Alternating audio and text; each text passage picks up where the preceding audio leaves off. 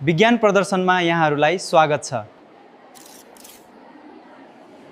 अब आधुनिक एआई प्रविधि हेर्नुहोस्। इन्जिनियर श्रीराम न्यौपानेले आज शुक्ला गण्डकी नगरपालिकाको सभा हालमा तनहुँ क्षेत्र नम्बर 2 का सामुदायिक विद्यालयहरूको लागि एआई र ड्रोन ट्रेनिङ र रोबोटको प्रदर्शनी गर्नुभएको छ। यहाँ सयौंको संख्यामा विद्यार्थीहरू जम्मा भएका छन् र हामी प्रदर्शनी स्थलतर्फ अगाडि बढिरहेका छौँ। रोबोटले हामीलाई साथ दिएको छ।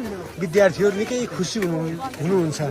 सायद यो तनहुँ जिल्लामा पहिलो प्रदर्शनी पनि हुन सक्छ। यस्तो विज्ञान प्रदर्शनी विद्यार्थीहरू रोबोटसँग हात मिलाउन एकदमै तछाड मछाड गरिरहनु भएको छ। रोबोट अगाडि बढिरहेको छ। हामी प्रदर्शनी स्थलतर्फ अगाडि बढिरहेका छौँ।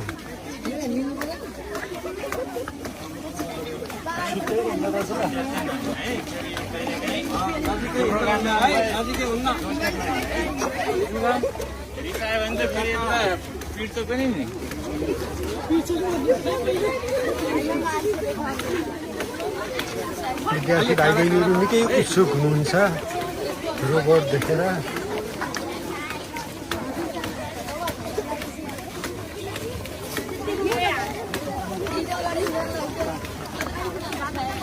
तनहुँ क्षेत्र नम्बर 2 का सामुदायिक विद्यालयका थुप्रै विद्यार्थीहरू सहभागी हुनुहुन्छ। रिसिङ, घिरिङ, भिमाद, शुक्ला गण्डकी